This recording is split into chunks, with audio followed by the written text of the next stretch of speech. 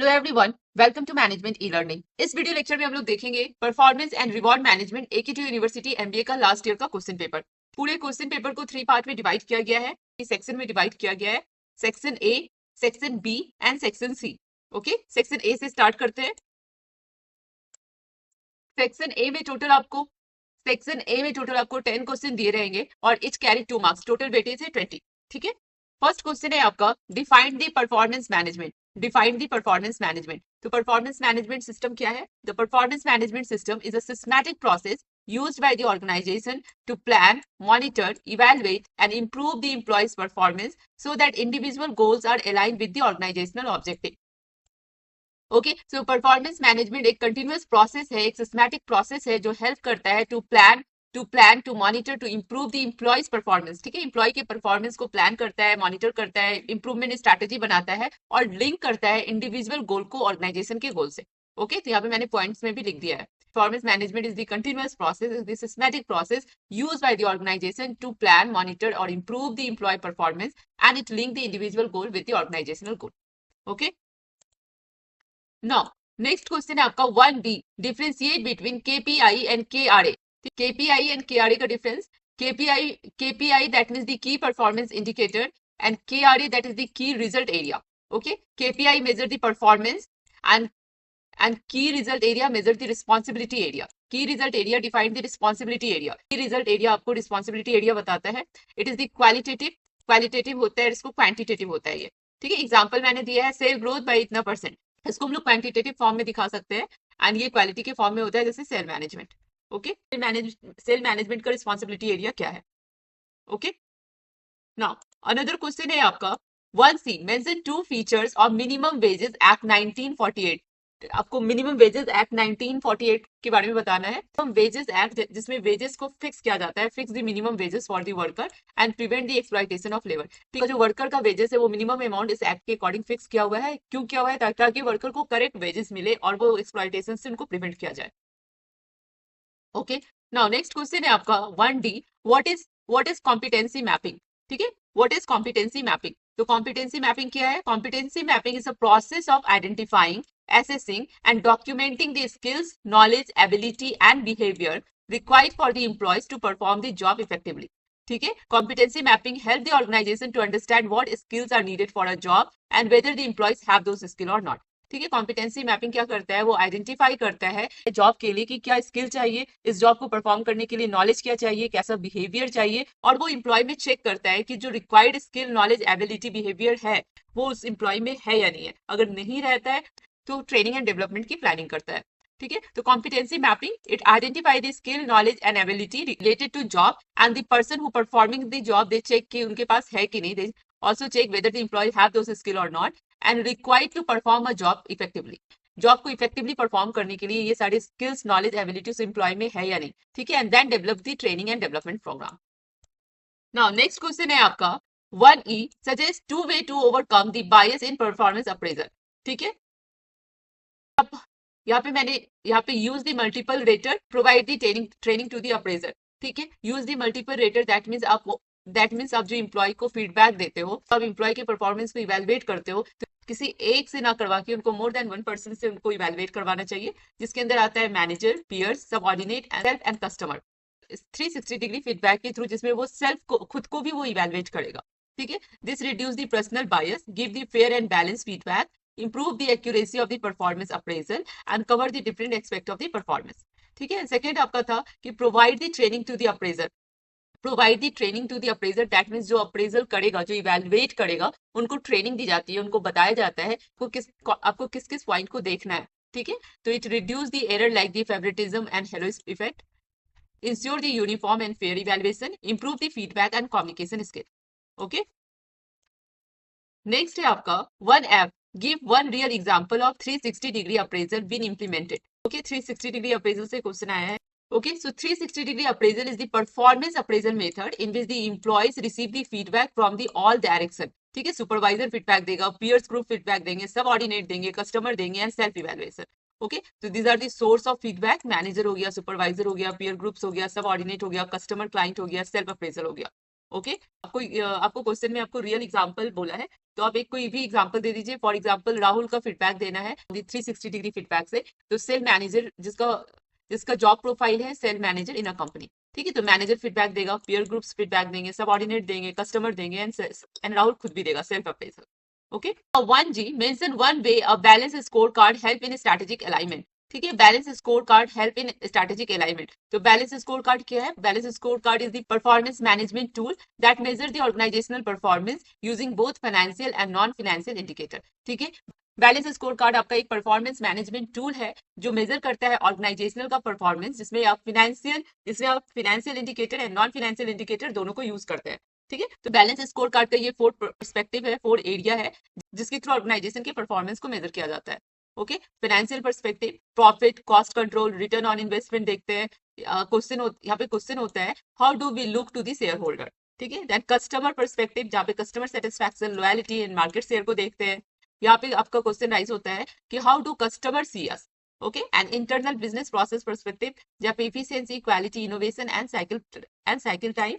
Question यहाँ rise होता है what must be excel at, and learning and growth perspective, जहाँ पे employee skill, training, motivation and culture. Question rise होता है can we continue to improve और grow, okay. तो यहाँ पे आपको 1 एडवांटेज बोला है बैलेंस स्कोर कार्ड का। मैंने बहुत सारे एडवांटेज लिखे हैं, अब इसमें से 3-4 याद कर लीजिए, okay. Balance score card provide a complete view of the performance, balance the financial and non financial measure, help in strategy implementation, improve the communication of goal, enhance the decision making, encourage the long term thinking, improve the employee performance and motivation, ठीक है, and align the individual, departmental and organizational goal. Okay, so these are the advantages of balance scorecard. Okay, now 1H, give one case where the equal remuneration act might be applicable, ठीक है। equal remuneration act जहाँ पे mail और female का same post के लिए equal salary होनी चाहिए, तो same work by the male and female employ must get the equal pay, okay. 1I, why is the job evaluation critical before deciding the compensation level? Job evaluation क्यों important है before deciding the compensation level? Compensation level बनाने से पहले job evaluation क्यों important है? Okay Okay, so job evaluation is the process of analyzing, comparing the job to determine their value for the purpose of wages and salary fixation. ठीक है, job evaluation क्या होता है? जहाँ पे जॉब को इवेल्युएट करते हैं, एनालाइज करते हैं, कंपेयर करते हैं जॉब को, क्यों करते हैं? To determine the value, to determine the job value, किस जॉब में क्या स्किल चाहिए, क्या नॉलेज चाहिए, क्या कैपेबिलिटी चाहिए, ये क्यों डिसाइड करते हैं? To design the wages and salary, ठीक है।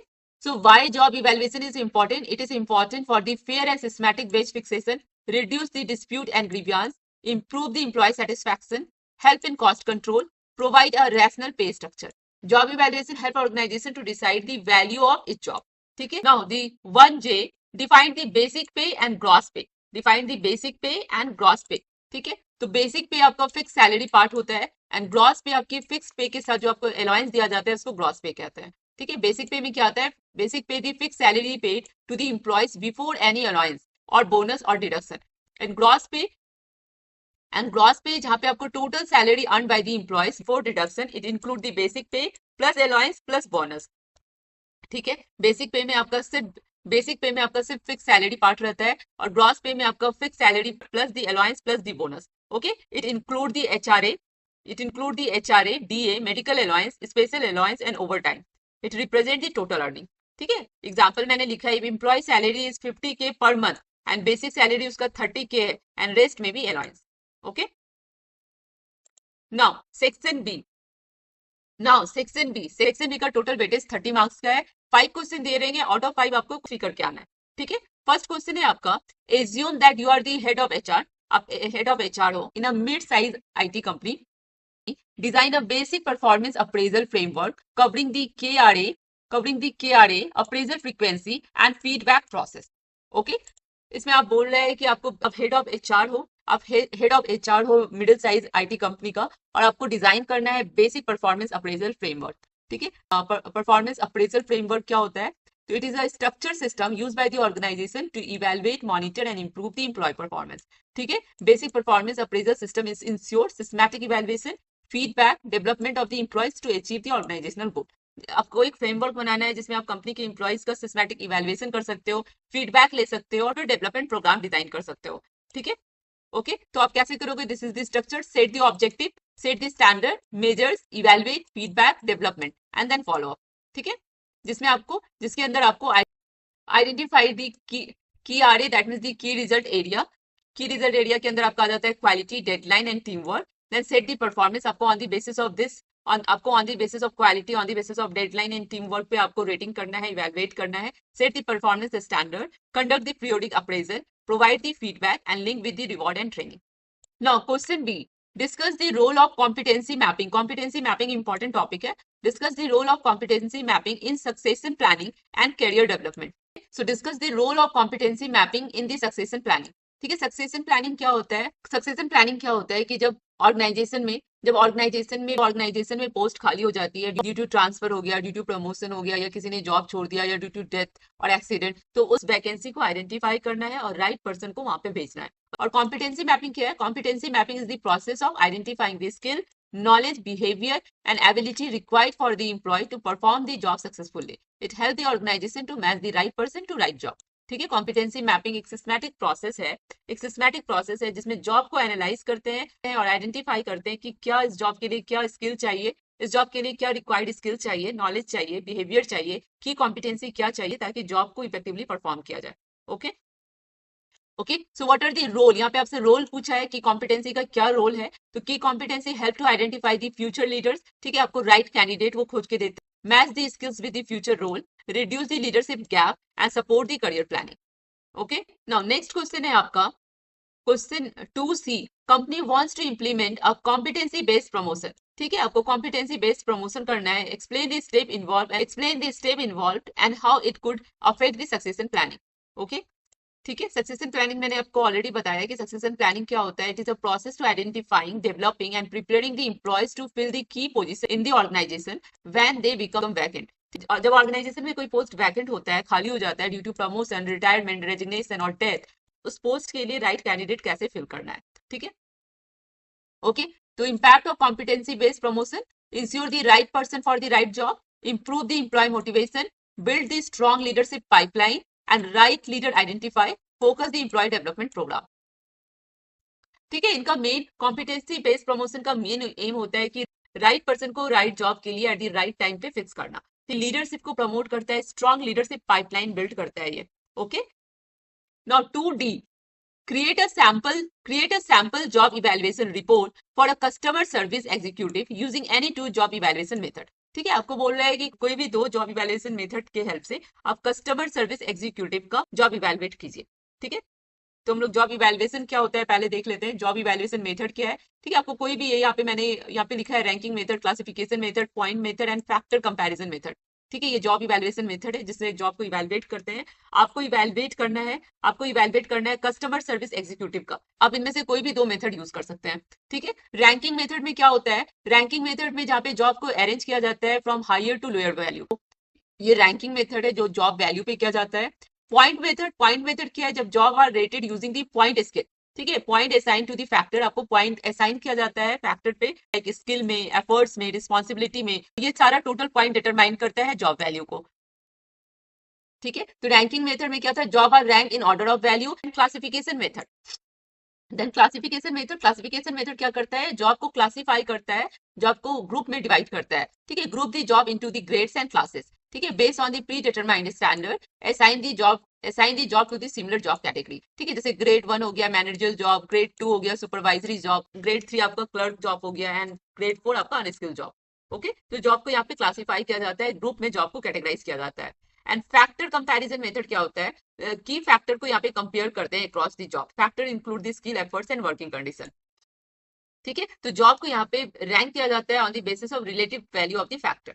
Okay, 2E, discuss the different type of incentive scheme and how are the time rate and piece rate system applied in a practice। यहाँ पे आपको इंसेंटिव स्कीम के बारे में बताना है, different type of incentive scheme के बारे में बताना है, और time rate and piece rate system के बारे में बताना है।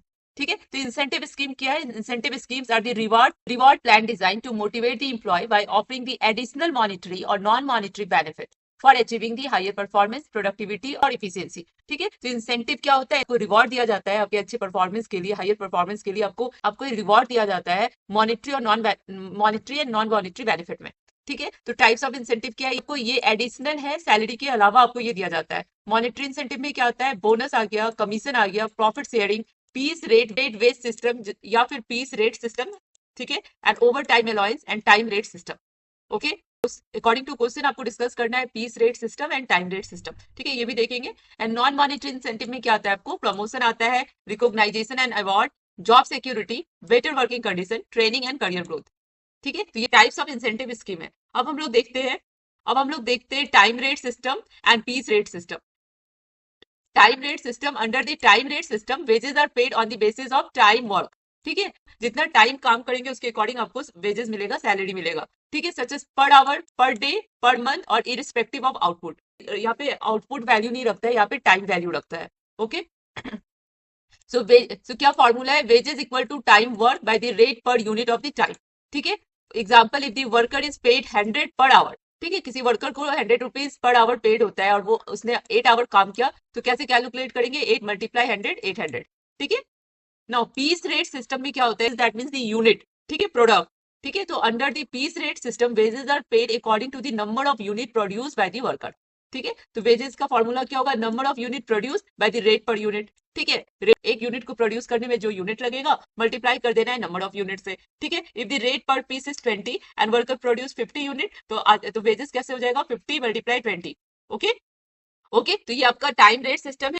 टाइम रेट सिस्टम में आपको टाइम के अकॉर्डिंग पेमेंट मिलता है, आप जितना काम करोगे उतना पेमेंट मिलेगा, जितने टाइम काम करोगे उतना पेमेंट मिलेगा। और पीस रेट सिस्टम के according number of unit production के अकॉर्डिंग आपको वेजेस प्लान होता है। Okay, now now section C, ठीक है, सेक्शन सी टोटल 50 मार्क्स का है ये।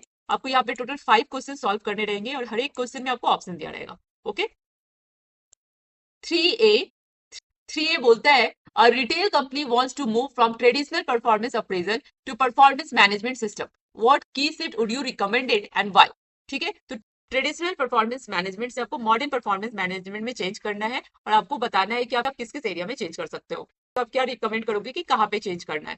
ओके, एक रिटेल कंपनी है जो ट्रांसफॉर्म करना चाहती है ट्रेडिशनल परफॉर्मेंस मैनेजमेंट से मॉडर्न परफॉर्मेंस मैनेजमेंट में, ठीक है। तो organisation have move from traditional performance management to the modern performance management to meet the challenges, to meet the changing business need, employee expectation and dynamic work environment.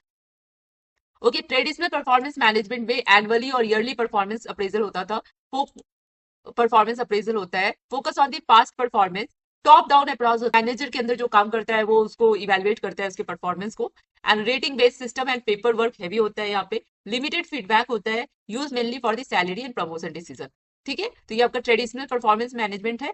Modern में क्या होता है, it is a continuous and ongoing process, ठीक है, continuous है, ये ongoing process है। Focus on the future improvement and development, ठीक है, the two way communication, goal oriented and coach based, regular feedback and check-in, link with the learning development and engagement. Okay, okay, so key reason for shifting, क्या key reason है to shift from traditional to modern? तो rapid change in business environment, need for the employee development and engagement program, focus on skill building and competency, use of technology and analytics, demand for the fairness and transparency, ठीक है। अगर modern performance appraisal system को अपना लेंगे तो क्या होगा, it improve the employ performance, higher motivation and engagement, better alignment with the organisational goal and stronger talent development. Okay, now next question है आपका, create the checklist for the setting the performance goal using the SMART and KPI technique for a team of marketing executive, ठीक है। आपको यहाँ पे performance goal set करना है, ठीक है, और गोल कैसा होना चाहिए, गोल आपका स्मार्ट होना चाहिए, आपको स्मार्ट गोल सेट करना है। गोल कैसा होना चाहिए, स्मार्ट गोल होना चाहिए, एंड केपीआई जो मेजर करेगा परफॉर्मेंस अगेंस्ट द गोल, ठीक है।